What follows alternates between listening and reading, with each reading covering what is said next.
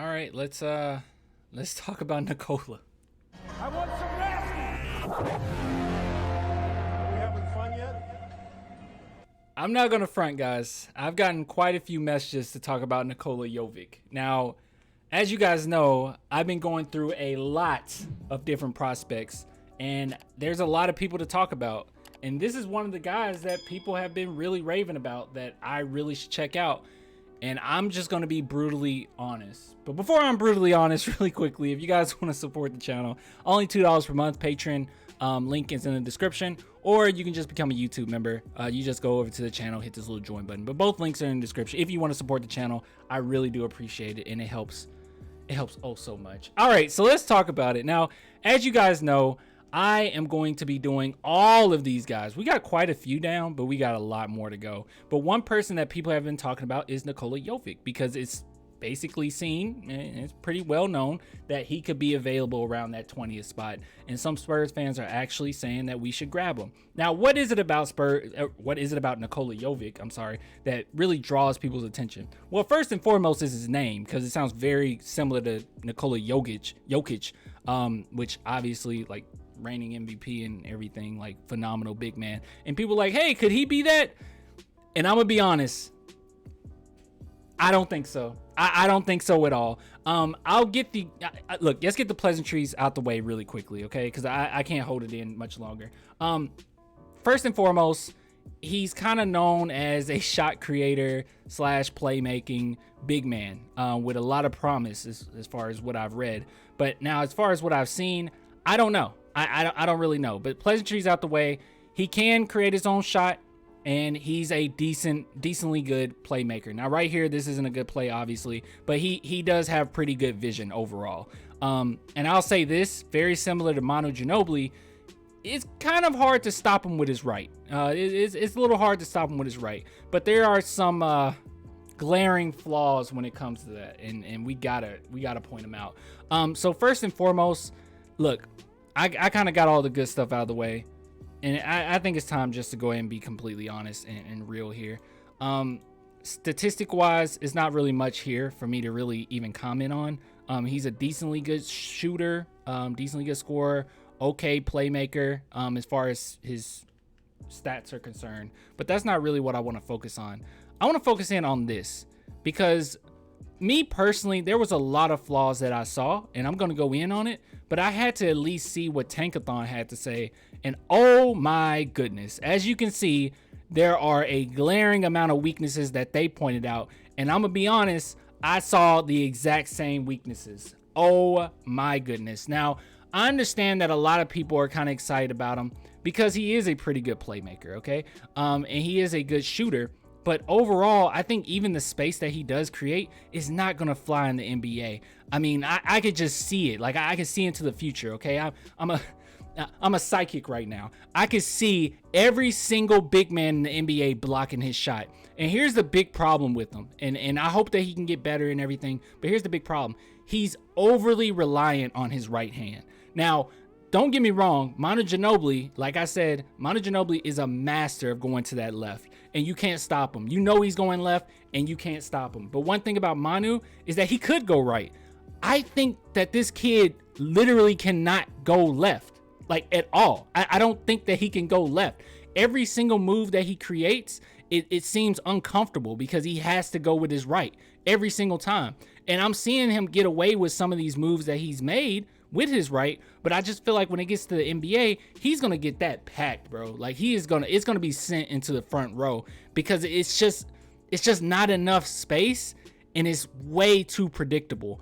And even moves in which it looks as if he's gonna go left, he's still going right. Now, I do like the fact that he's a little unorthodox. I do like players that are a little unorthodox, and that's definitely him. And he has basketball IQ, and I truly do believe he has a future in the NBA.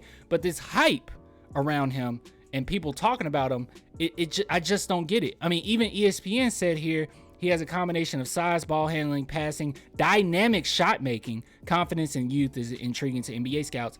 And to me, I don't know. The dynamic shot making, I'm not seeing dynamic shot making. Like I said, I think that he can get away with so much because he is so good. going to his right. Okay, he is so good going to his right, but at the end of the day, that's just not gonna fly. You get to the NBA, they're gonna destroy. I won't even say the NBA, the G League is gonna destroy you. I'm afraid, at least his first year, I'm afraid that he's gonna get very owned. Okay, they are going to show his glaring flaws pretty quickly once he gets to the NBA. And me personally, I don't really want to be here for it. So me being a Spurs fan, would I want him? Not necessarily. Now, like I said, playmaking is good, really good. But if we're talking about the draft, and you say it does go down similar to this, which Tankathon is pretty good at this, but you say it goes down similar to this, there's no way in the heck I would pass up on a Blake Wesley over Jovic. I just don't see it. Maybe it'll work for the Memphis Grizzlies, because obviously it's a possibility that Kyle Anderson won't be there, and this is a guy that can also play make as a forward. But honestly, there's nothing here that I really need to talk about. I mean, statistic wise, it's nothing here that I get excited about. As far as things that he has to work on, I mean, it's very glaring, and every single one of these things I agree with. But you know, it's just going to finish this off, because I don't even know why. I don't get the hype, I'll be honest. But let's go ahead and go through his pros and cons. So here's his pros and cons, at least according to NBA Scouting Live, and you'll see if I agree with any of it. So decent scorer off the dribble, yeah, sure. I just don't think that he's going to be able to create enough space in the NBA right now. Step backs, it looks great where he's playing, but it is just not going to work in the NBA. Adequate shooter, sure. Excels at scoring on off-ball motion plays. They say it about everybody. Solid playmaker. Yes, that's probably the best thing about him. Moves fairly well off the ball on offense. Decent rebounder. I don't know. I don't know if he's very physical. That's another thing as well, is he oftentimes gets like demolished. I mean demolished. Okay. When it comes to big men, backing them down, he gets destroyed. So I don't know what they mean there. But sure, decent rebounder. I haven't seen it. Decent shot blocker for his size. Once again, I mean, he's not even averaging 0.5 blocks. He's not even averaging half a block a game. I don't know where they're getting that from. Let's see. Above average athlete. Sure, he is a decent athlete. Cons, inconsistent. Hold on. So you're going to call him an adequate shooter, and then you're going to say he's an inconsistent shooter. Lacks an elite first step off the dribble. Yes. Not an elite rebounder. Not an elite shot blocker. Can tend to be unfocused defensively. Not an elite athlete. Needs to add strength. Okay. All right. So Jovic is a skilled combo forward that can shoot and pass the basketball. He can score the basketball in a variety of ways. He is also a good passer, especially for a player his size. He will need to be more consistent outside shooter, and he will need to improve his focus defensively. He's not overwhelmingly athletic, but he's intriguing skill set and offensive skill level could make him a solid candidate to go in the late first round range in 2022 draft. So I guess what they're saying is there's potential there, but guys, I would not take it. I wouldn't be surprised if he ends up in the second round somewhere. I do not think that this is a good pickup. Also, I talked to my boys about it, which they're really into these prospects. Okay. So I always talk to them about things before I start looking into guys. I try to look at interviews. I look at stats. I look at breakdown videos, a multitude of breakdown videos. And then I kind of just come up with my own thoughts to kind of give you a summary of how I feel about them.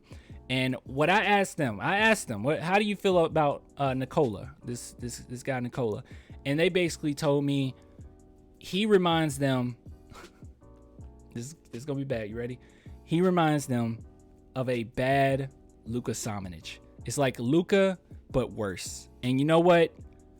There's not much else I can add to that. I'll be honest. I haven't been this mean towards a lot of these prospects, but this is one of those where I think this is just way too doggone high, man. This is way too doggone high. 22? No. We'll see what happens, but I wouldn't be surprised if it's in the second round with him. But we'll see, man. We'll see. I'll give it to you guys later. Like I said, if you want to support the channel, it's all there. But yeah, deuces.